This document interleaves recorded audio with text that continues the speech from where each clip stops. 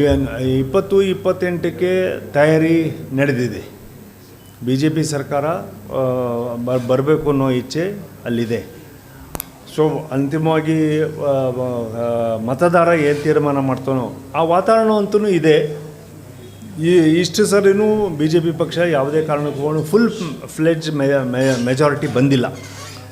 ಯಾರೋ ಒಂದಿಷ್ಟು ಜನ ಪಾರ್ಟಿ ಬಿಟ್ಟು ಬಂದರು ಅಥವಾ ಯಾವುದೋ ಸಮ್ಮಿಶ್ರ ಸರ್ಕಾರ ಮಾಡ್ಕೊಂಡ್ವಿ. ಈ ಥರದ ಮೇಲೆ BJP ಸರ್ಕಾರವನ್ನು ಕರ್ನಾಟಕದಲ್ಲಿ ಮಾಡಿದ್ದೀವಿ. 104ವರೆಗೂ ನಾವು ಹೋಗಿದ್ದೀವಿ ಮತ್ತು ಇದು ಮಾಡಿಲ್ಲ.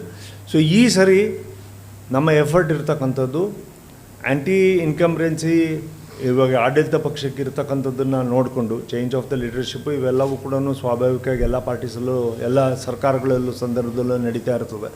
ಬಟ್ ಬರ್ತಕ್ಕಂಥ 2028ಕ್ಕೆ ರಾಜ್ಯ ಮತ್ತು ರಾಷ್ಟ್ರದ ಆಡಳಿತ ಒಂದೇ ಜೊತೆಗಿರಬೇಕು, ಇದರಲ್ಲಿ ಉದ್ಧಾರ ಆಗುತ್ತೆ ಅನ್ನೋದು ಒಂದು ಭಾವನೆಯಲ್ಲಿದ್ದಾವೆ. ಅದಕ್ಕೆ ಭಾಳಷ್ಟು ಎಕ್ಸಾಂಪಲ್ಸು ನಡೀತಾ ಇದೆ. ಎಲ್ಲೆಲ್ಲಿ ನಮಗೆ ಆ ಥರದ್ದು ನಮಗೆ ದಕ್ಷಿಣ ಭಾರತದಲ್ಲಿ ನಮಗೆ ಇನ್ನೂ ಕೂಡ ಹೋಲ್ಡು ಪೂರ್ಣ ಪ್ರಮಾಣದಲ್ಲಿ BJP ಪಕ್ಷಕ್ಕೆ ಸಿಕ್ಕಿಲ್ಲ. ಕರ್ನಾಟಕ ಒಂದು ಒಳ್ಳೆ ಓಪನಿಂಗ್ ಇದೆ. ಐ ಥಿಂಕ್ 2028ಕ್ಕೆ BJP ವೆಲ್ಕಮ್ ಬಿಡ್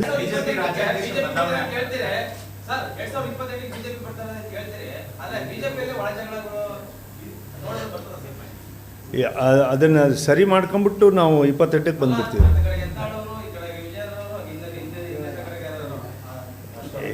ಯತ್ನಾಳ್ ಅವ್ರದ್ದು ನಿನ್ನೆನೇ ಅವರು ಹೇಳ್ಬಿಟ್ರು, ನಾನು BJP ಚಿಹ್ನೆಯಲ್ಲಿ ನಾನು ಬಂದಿದ್ದೀನಿ, ನಾನು BJP ಚಿಹ್ನೆಗೆ ಓಟ್ ಹಾಕ್ತೀನಿ ಅಂತ ಹೇಳ್ಬಿಟ್ಟು ನಿನ್ನೆ ಓಟು ಅವರು ಪ್ರಾಮಾಣಿಕವಾಗಿ ಹಾಕಿದ್ದಾರೆ.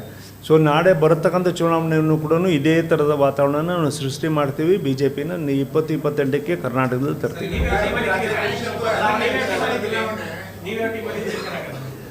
ಯಾವ ಟೀಮಂದ? ನಾನು BJP ಟೀಮಲ್ಲಿದ್ದೀನಿ.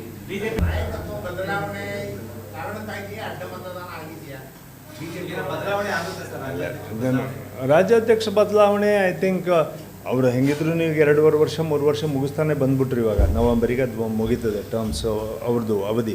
ಮತ್ತು ಇಲ್ಲಿವರೆಗೂ ಕೂಡ ಅವರಿಗೆ ಯಾವುದೇ ಥರವಾದ ಅಧಿಕೃತವಾಗಿ ನೀವೇ ಇದು ನಾಮಿನೇಷನ್ ಹಾಕಿ ಅಂತ ಹೇಳ್ಬಿಟ್ಟು ಅವ್ರಿಗೆ ಕೊಟ್ಟಿಲ್ಲ. ಅವ್ರು ನಾಮಿನೇಷನ್ ಹಾಕಿ ನೀವು ಇದನ್ನು ಅಂತ ಹೇಳೋವರೆಗೂ ಕೂಡ ನಮಗೆ ಒಂದು ಆಂತರಿಕವಾಗಿರ್ತಕ್ಕಂಥ ಪ್ರಜಾಪ್ರಭುತ್ವದ ಧ್ವನಿ ಇದೆ. ನೀನು ನಿನ್ನ ಭಾವನೆಗಳನ್ನು ನಿನ್ನ ವಾದವನ್ನು ಮಂಡಿಸ್ಬೋದು ಅಂತೇಳಿ ನಾನು ಆ ವಾದವನ್ನು ಮಂಡಿಸ್ತಾ ಇದ್ದೀವಿ. ಸತತವಾಗಿ 2 ವರ್ಷದಿಂದ ಮಂಡಿಸ್ತಾ ಇದ್ದೀವಿ. ಸೊ ಇವತ್ತಲ್ಲ ನಾಳೆ ಅದಕ್ಕೆ ನಾನಾ ಕಾರಣಗಳಿದ್ದಾವೆ. MP ಎಲೆಕ್ಷನ್ಸಲ್ಲಿ ನಾವು ಕಳ್ಕೊಂಡಿದ್ದೀವಿ. 25 ಇದ್ದಿದ್ದನ್ನು ಈಗ 17ಕ್ಕೆ ಬಂದಿದ್ದೀವಿ. ಬೈ ಎಲೆಕ್ಷನ್ಸ್ ಕಳ್ಕೊಂಡಿದ್ದೀವಿ. ಕೌನ್ಸಿಲ್ ಎಲೆಕ್ಷನ್ಸ್ನ ಕಳ್ಕೊಂಡಿದ್ದೀವಿ. ನಿನ್ನೆನೂ ಕೂಡ ನಮಗೆ ಈ ಕ್ರಾಸ್ ವೋಟಿಂಗ್ ಆಗಿರ್ತಕ್ಕಂಥದ್ದು ಹಿಡ್ತಾ ಇಲ್ಲ ಅನ್ನೋ ಪ್ರಶ್ನೆಯೂ ಕೂಡ ಬಂದಿದೆ. ಈ ಥರದ ಅನೇಕ ವಿಚಾರಗಳಲ್ಲಿ ಎಲ್ಲವೂ. ಆಮೇಲೆ ವಕ್ಫ್ ಹೋರಾಟ ಮಾಡಿದ್ವಿ, ಅಥವಾ ಬಾಂಗ್ಲಾದೇಶ ನುಸುಳುಕೋರರ ಬಗ್ಗೆ ಮಾತಾಡಿದ್ವಿ, ವಾಲ್ಮೀಕಿ ಬಗ್ಗೆ ಮಾಡಿದ್ವಿ. ಇದೇ ಹಿಂದಿನ ಮುಖ್ಯಮಂತ್ರಿಗಳು on the floor of the house ನಾನು ಕನ್ಫೆಷನ್ನೇ ಮಾಡಿದರು, ನಾನು 185 ಕೋಟಿ ಇದಾಗಿಲ್ಲ, ಅವ್ಯವಹಾರ ಆಗಿಲ್ಲ, ಅದು ಓನ್ಲಿ 87 ಕೋಟಿ ಮಾತ್ರ ಅವ್ಯವಹಾರ ಆಗಿದ್ದು ಅಂತೇಳಿ on the floor of the ಹೌಸೇ ಇದು ಮಾಡ್ಕೊಂಡ್ರು.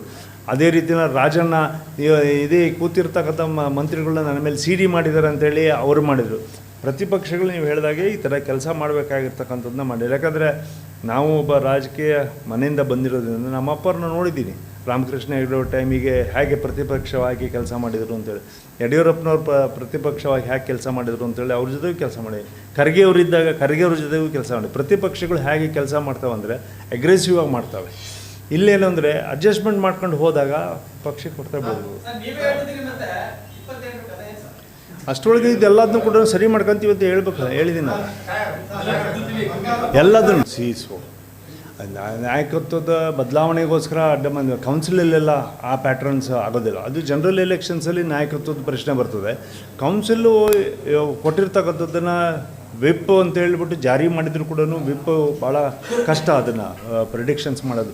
ಆಮೇಲೆ ಇಲ್ಲಿ ಯಾರು ಮಾಡಿದ್ದಾರೆ ಎತ್ತು ಮಾಡಿದ್ದಾರೆ ಅನ್ನೋದು ಒಂದು ತನಿಖೆಯಿಂದನೇ ಮಾಡಬೇಕು ಅಂತ ಕೇಳ್ಕೊಂಡಿದ್ದೀವಿ. ಸೊ ತನಿಖೆ ಮಾಡಿಬಿಟ್ಟು ಮಾಡ್ತಾರೆ.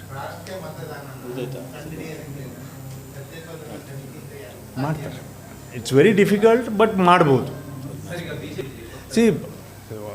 ವಿಶ್ವಾಸಕ್ಕೆ ತಗೊಳ್ಳೋ ಪ್ರಶ್ನೆ ಬರೋದಿಲ್ಲ ಇಲ್ಲಿ. ನಾವು ಅವರ ಅಧ್ಯಕ್ಷರನ್ನಾಗಿ ರಾಷ್ಟ್ರೀಯ ನಾಯಕರು ಘೋಷಣೆ ಮಾಡಿದಾರಂತೆ. ಅವ್ರು ಇರೋವರೆಗೂ ರಾಷ್ಟ್ರೀಯ, ಬಟ್ ಅವ್ರ ವಾದಗಳ ಅಪ್ರೋಚ್ ಏನಿದೆ ಅದು ಸರಿಯಾದಂಥ ಹಾದಿಯಲ್ಲಿಲ್ಲ. ಜನಸಂಘಟನೆ ಮತ್ತು ಪಕ್ಷದ ಸಂಘಟನೆಯಲ್ಲಿ ಪೂರಕವಾಗಿಲ್ಲ ಅಂಥೇಳಿ ನಮ್ಮ ವಾದ ಇತ್ತು.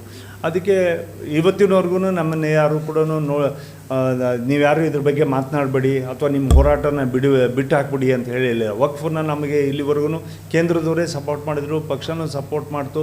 ಅದು ಕಾನೂನು ಮಾಡತಕ್ಕಂಥದ್ದಕ್ಕೆ ಕರ್ನಾಟಕದ ವಕ್ಫ್ ನಾವೇನು ಅಲ್ಪಸಂಖ್ಯಾತ ಮತ್ತು ಬ್ಯಾಕ್ವರ್ಡ್ ಕ್ಲಾಸಸ್ ನಾನು ಲೆಜಿಸ್ಲೇಟಿವ್ ಕಮಿಟಿ ಚೇರ್ಮನ್ ಇದ್ದೆ, ಅವ ಮಾಡಿರ್ತಕ್ಕಂಥ ಅಲ್ಲಿ ಕೊಟ್ಟಿದ ಮೇಲೆ ದೇ ಅಡಾಪ್ಟೆಡ್ ಇಟ್. ಸೊ ಈ ಥರದ್ದಕ್ಕೆ ನಮಗೆಲ್ಲ ಸಹಕಾರ ಕೊಟ್ಟಿದ್ದಾರೆ.